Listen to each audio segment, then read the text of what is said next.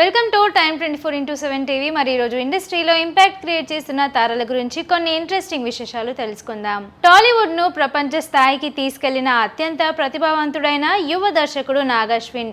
ఎవడే సుబ్రహ్మణ్యం నుంచి నేటి కల్కి 2898 AD వరకు ఆయన ప్రయాణం అసాధారణమైనది. నాగ్ అశ్విన్ రెడ్డి 1986 ఏప్రిల్ 23న హైదరాబాద్లో జన్మించారు.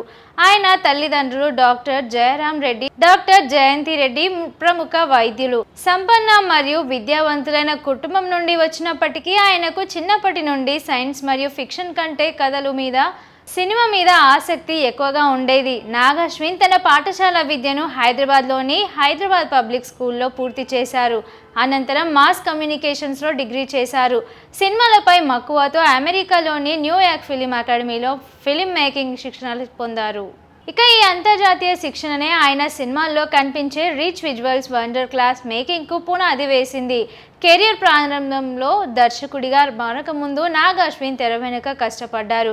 శేఖర్ కమ్ముల వద్ద లీడర్, లైఫ్ ఈజ్ బ్యూటిఫుల్ వంటి సినిమాలకు అసిస్టెంట్గా డైరెక్ట్ చేసి పనిచేశారు. అక్కడ ఆయన సినిమా నిర్మాణంలో మెలకువలు, సహజత్వాన్ని నేర్చుకున్నారు. ఎవడే సుబ్రహ్మణ్యం 2015 తొలి అడుగు.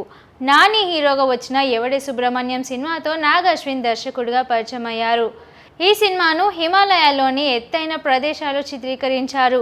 జీవితం అంటే కేవలం డబ్బు, కెరియర్ మాత్రమే కాదు, అంతకు మించి ఏదో ఉందనే ఫిలాసఫీని ఈ సినిమా ద్వారా అద్భుతంగా చూపించారు. ఇది విమర్శలకు ప్రశంసలు అందుకోవడమే కాకుండా మంచి విజయాన్ని సాధించింది. స్వప్న దత్తో వివాహం. ఎవడే సుబ్రహ్మణ్యం సినిమా తర్వాత ఆ సమయంలో వైజయంతి మూవీ అధినేత అశ్విని దత్ కుమార్తె స్వప్న దత్తో పరిచయం ఏర్పడింది. అది ప్రేమగా మారి 2015లో వారు వివాహం చేసుకున్నారు. స్వప్న దత్ తన సినిమాలకు నిర్మాతగా వ్యవహరిస్తూ ఆయన సినిమాలు వెదువెన్నగా నిలుస్తున్నారు. మహానటి 2018 సంచలనం. సావిత్రి గారి జీవిత కథ ఆధారంగా తీసిన మహానటి సినిమా నాగ్ అశ్విన్ స్థాయిని ఎక్కడికో తీసుకెళ్లింది. ఒక బయోపిక్ను ఇంత అందంగా, గౌరవవంతంగా తీయించాలని ఆయన నిరూపించారు. కీర్తి సురేష్కు నేషనల్ అవార్డు రావడంతో ఆయన విజయం ముఖ్య పాత్ర పోషించింది. ఈ సినిమా ఉత్తమ ప్రాంతీయ చిత్రంగా జాతీయ అవార్డు గెలుచుకుంది. కల్కి 2898 AD global vision. Rebel star Prabhas హీరోగా నాగ్ అశ్విన్ తెరకెక్కించిన కల్కి 2898 AD భారతీయ సినిమా చరిత్రలోనే అత్యంత ఖరీదైన చిత్రాల్లో ఒకటిగా నిలిచింది. పురాణాలను సైన్స్ ఫిక్షన్తో ముడిపెట్టిన ఆయన సృష్టించిన ఈ సినిమా బాక్సాఫీస్ వద్ద 1000 కోట్లకు పైగా వసూలు చేసి ప్రపంచ స్థాయి గుర్తింపు తెచ్చింది. నాగ్ అశ్విన్ కేవలం దర్శకుడే కాదు, కొన్ని సినిమాల్లో చిన్న పాత్రలో కూడా కనిపించారు. అలాగే పిట్టకథలు అనే నెట్ఫ్లిక్స్ సిరీస్లో ఒక భాగానికి దర్శకత్వం వహించారు. వైజయంతి మూవీస్ అసోసియేటెడ్ ప్రాజెక్టులకు ఆయన క్రియేటివ్ సలహాలు కూడా ఇస్తుంటారు. నాగ్ అశ్విన్ చాలా మితభాషి మరియు సాదాసీదాగా ఉంటారు. ఆయన సినిమాలో సౌండ్ డిజైనింగ్, మ్యూజిక్, ఎమోషన్స్ చాలా బలంగా ఉంటాయి. ఆయన ఏ విషయాన్ని అయినా చాలా లోతుగా రీసెర్చ్ చేస్తారు.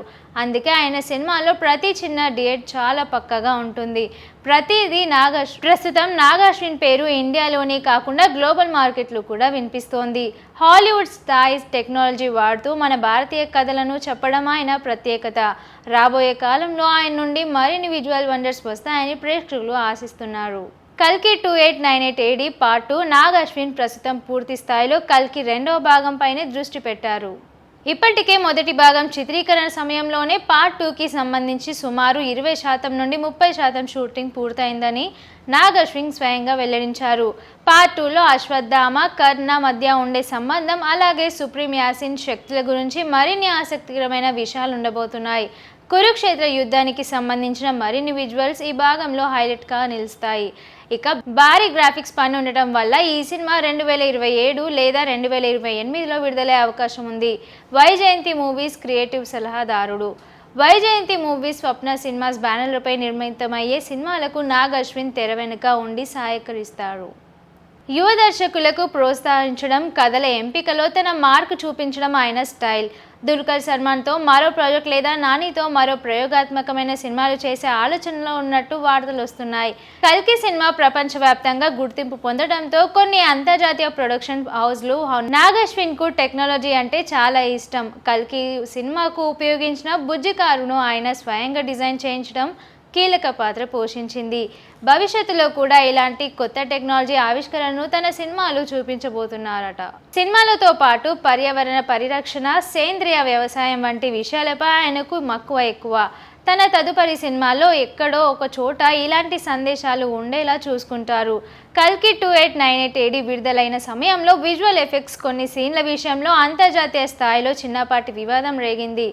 Hollywood creative artist Sung Choi కల్కిలోని కొన్ని విజువల్స్ తన పాత ఆర్ట్ వర్క్లోని పోలి ఉన్నాయని ఆరోపించారు. దీనిపై నాగ్ అశ్విన్ నేరుగా స్పందించినప్పటికీ చిత్ర బృందం అది కేవలం ఇన్స్పిరేషన్ మాత్రమేనని, ప్రపంచవ్యాప్తంగా ఉన్న సైన్స్ ఫిక్షన్ సినిమాల ప్రభావం ఉంటుందని పేర్కొన్నారు. మహానటి సినిమా చిత్రీకరణ సమయంలో విడుదలకు తర్వాత సావిత్రి గారి మాజీ భర్త జెమినీ గణేశన్ మొదటి భార్య కుమార్తె కొన్ని అభ్యంతరాలు వ్యక్తం చేశారు. సినిమాలో జెమినీ గణేశన్ పాత్రను నెగిటివ్గా చూపించారని ఆమె ఆరోపించారు. నాగ్ అశ్విన్ దీనిపై చాలా హుందాగా స్పందిస్తూ, మేము ఎవరిని కించపరచాలని ఈ సినిమా తీయలేదు. సావిత్రి గారి జీవితంలో జరిగిన వాస్తవాలను అనేక మందికి చెప్పిన విషయాలను రీసెర్చ్ చేసి తర్వాత ఈ సినిమా తీశామని వివరణ ఇచ్చారు. ఇది వివాదం కాకపోయినా ఒక పెద్ద చర్చకు దారితీసింది. నాగ్ అశ్విన్ కల్కి సినిమా కోసం తయారు చేయించిన బుజ్జి కారును చూసి ఆనంద్ మహీంద్ర ఆశ్చర్యపోయి సాయం చేశారు. ఇక అయితే భారతీయ రోడ్లపై ఇలాంటి వాహనాలు నడపడంపై కొందరు నెటిజన్లు ట్రాఫిక్ నిబంధనల గురించి చర్చలు మొదలుపెట్టారు.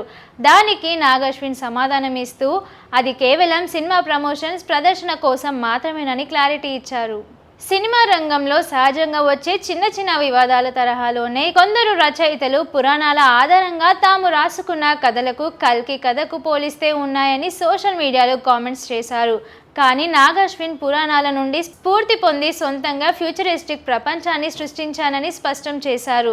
మొత్తం మీద నాగ్ అశ్విన్ తన పనితోనే విమర్శలకు సమాధానం ఇస్తున్నారు. అనవసరమైన మాటలకు, యుద్ధానికి ఆయన ఎప్పుడూ దూరంగానే ఉంటారు. షేర్ చేయండి, లైక్ చేయండి, సబ్స్క్రైబ్ చేయండి. మరిన్ని వీడియోల కోసం బెల్ సింబల్ పై క్లిక్ చేయండి.